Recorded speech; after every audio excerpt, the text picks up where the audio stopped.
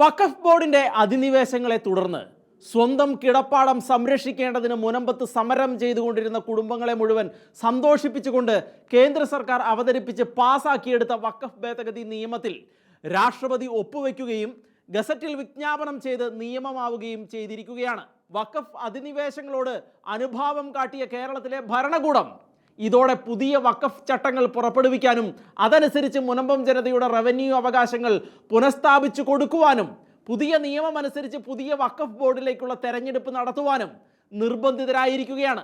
ഏതായാലും റവന്യൂ അവകാശങ്ങൾ പുനഃസ്ഥാപിച്ച് കിട്ടുന്നതുവരെ സമരം തുടരുവാനാണ് മുനമ്പത്തെ സമരക്കാരുടെ തീരുമാനം.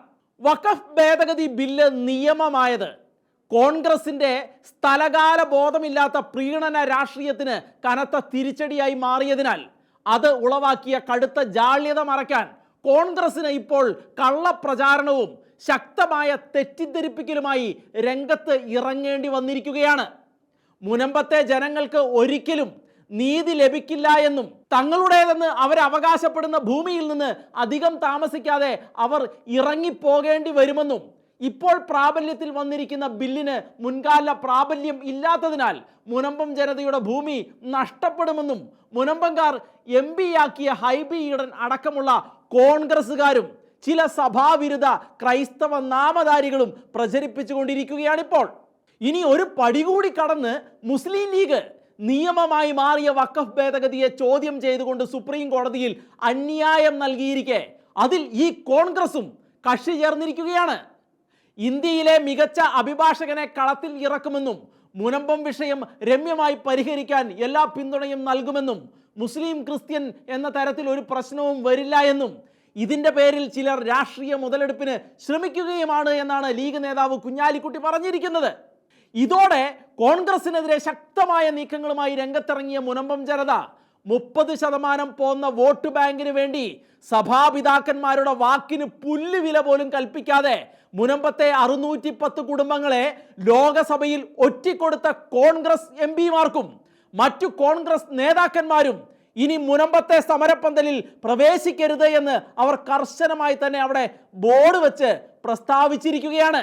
ഇതേ വിഷയം ഉന്നയിച്ചുകൊണ്ട് കോഴിക്കോട് വഖഫ് ട്രിബ്യൂണൽ കൂടിയപ്പോൾ മുനമ്പത്തെ ഭൂമി വഖഫിൻ്റേതല്ല എന്ന നിലപാടുമായി ഫറൂഖ് കോളേജിന് ഭൂമി ദാനം ചെയ്ത സിദ്ദിഖ് സേട്ടുവിൻ്റെ കൊച്ചുമകൾ ട്രിബ്യൂണലിൽ മൊഴി നൽകിയത് മുനമ്പം വഖഫ് അനുകൂലികൾക്ക് കനത്ത തിരിച്ചടിയായി മാറിയിരിക്കുകയാണിപ്പോൾ. മുനമ്പത്തെ ഭൂമി വഖഫിൻ്റേതാണ് എന്നും അത് തിരിച്ചെടുക്കണമെന്നും ആവശ്യപ്പെട്ടാണ് സിദ്ദിഖ് സേട്ടിൻ്റെ മകൾ സുബൈദ വഖഫ് ബോർഡിൽ ഹർജി നൽകിയത്. അതേ സുബൈദയുടെ മകളാണ് ഇപ്പോൾ സത്യത്തിൻ്റെ പക്ഷത്തേക്ക് മാറി നിലപാടെടുക്കാൻ തയ്യാറായത്. മുനമ്പം ഭൂമിയെക്കുറിച്ചുള്ള യാഥാർത്ഥ്യങ്ങൾ മുൻപ് ഫറൂഖ് കോളേജ് അധികൃതർ വെളിപ്പെടുത്തിയതാണ് എങ്കിലും ഇപ്പോൾ കോളേജിന് വേണ്ടി ഹാജരായ അവരുടെ അഭിഭാഷകരും ഇതേ നിലപാട് ആവർത്തിച്ചുകൊണ്ട് ട്രിബ്യൂണലിന് മുമ്പാകെ വാദങ്ങൾ ഉയർത്തുകയുണ്ടായി. സിദ്ദിഖ് സേട്ടുവിൻ്റെ കൊച്ചുമകളുടെ നിലപാടുകൾ ആ വാദത്തിന് വലിയ പിൻബലമാണ് നൽകിയത്. സേട്ടു കോളേജിന് ഭൂമി നൽകുമ്പോൾ ഭൂമിയുടെ ക്രയവിക്രയത്തിനുള്ള പരമാധികാരം ഫറൂഖ് കോളേജിന് പൂർണ്ണമായി നൽകിയതായിരുന്നുവെന്നും അതിനാൽ വഖഫ് ബോർഡ് ഉന്നയിക്കുന്ന വാദഗതികളെല്ലാം നിരർത്ഥകമാണ് എന്നുമുള്ള വ്യക്തമായ തെളിവുകൾ നിരത്തിയാണ് സുബൈദയുടെ മക്കളുടെ അഭിഭാഷകൻ വാദിച്ചത്. ഈ ഭൂമി ഇടപാടുകൾക്കുള്ള സ്വാതന്ത്ര്യവും തിരിച്ചെടുക്കാനുള്ള നിബന്ധനയും ഉള്ളതിനാൽ അത്തരം ഭൂമിദാനങ്ങൾ വഖഫായി പരിഗണിക്കാൻ ആകില്ല എന്ന് ഫറൂഖ് കോളേജും വാദിക്കുകയുണ്ടായി. ഫറൂഖ് കോളേജ് വിദ്യാഭ്യാസ സ്ഥാപനമാണ് എന്നും അല്ലാതെ ജീവകാരുണ്യ സ്ഥാപനമല്ല എന്നും അതുകൊണ്ട് ഈ ഭൂമിദാനത്തെ വഖഫായി അംഗീകരിക്കാനാകില്ലെന്ന് കേസിൽ കക്ഷി ചേർന്ന മുനമ്പം നിവാസികളും വാദിച്ചു.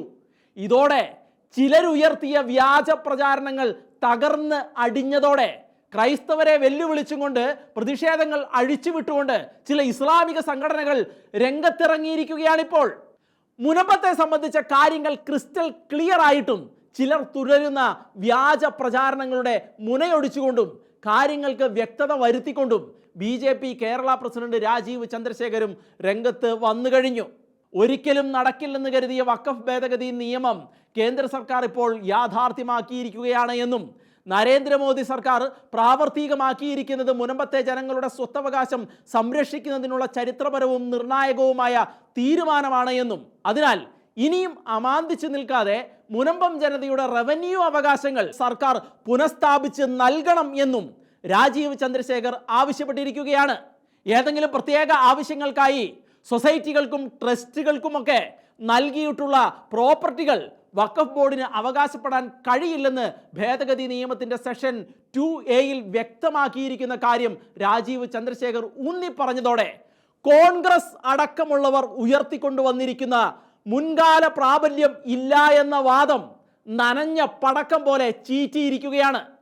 മുനമ്പം ഭൂമിയുടെ ഉടമസ്ഥാവകാശം അതിൻ്റെ യഥാർത്ഥ ഉടമകളായ മുനമ്പം ജനതയിൽ നിക്ഷിപ്തമായിരിക്കുകയാൽ ക്രയവിക്രയ അവകാശം അവർക്ക് തീർപ്പാക്കി കൊടുക്കുന്നില്ല എങ്കിൽ സർക്കാരിൻ്റെ നയം കറതീർന്ന വർഗീയ തരംതിരിവാണ് എന്ന് വ്യക്തമാകുമെന്ന് ഉറപ്പായിരിക്കുകയാണ്.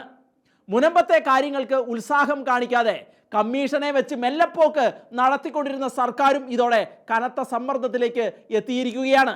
പുതിയ വഖഫ് നിയമത്തിനെതിരെയുള്ള ഹർജികളെല്ലാം ഈ 16-ാം തീയതി സുപ്രീം കോടതി പരിഗണിക്കാനിരിക്കെ 15-ന് മുനമ്പത്ത് നന്ദിയുടെ ഒരു ബഹുജന സമ്മേളനം നടത്താൻ മുനമ്പംകാർ തയ്യാറായിരിക്കുകയാണ്. ലോകസഭയിൽ വഖഫ് ബിൽ അവതരിപ്പിച്ച കേന്ദ്രമന്ത്രി കിരൺ റിജിജു ഈ സമ്മേളനത്തിൽ എത്തുമെന്നും ഉറപ്പായിരിക്കുകയാണ്. വൻ പ്രഖ്യാപനത്തിനും മുനമ്പത്ത് ആശ്വാസമില്ല എന്ന തെറ്റായ പ്രചരണങ്ങളിൽ വ്യക്തത വരുത്തുന്നതിനുമാണ് കിരൺ റിജിജു മുനമ്പത്തേക്ക് എത്തുന്നത്. നിയമം പാസ്സായതോടെ മുനമ്പംകാരുടെ റവന്യൂ അവകാശങ്ങൾ പുനഃസ്ഥാപിച്ചു കൊടുക്കാൻ കേരള സർക്കാർ നിർബന്ധിതരായിരിക്കുകയാണ്. അങ്ങനെയിരിക്കെയാണ് മുനമ്പം ഭൂമി വഖഫിൻ്റേതല്ലെന്ന് സിദ്ദീഖ് സേട്ടുവിൻ്റെ കൊച്ചുമകൾ കോടതിയിൽ പറഞ്ഞിരിക്കുന്നത്. ഏതായാലും മുനമ്പം ജനതയ്ക്ക് ആശ്വാസത്തിൻ്റെയും പ്രതീക്ഷയുടെയും നാളുകളാണ് സമാഗതമായിരിക്കുന്നത്.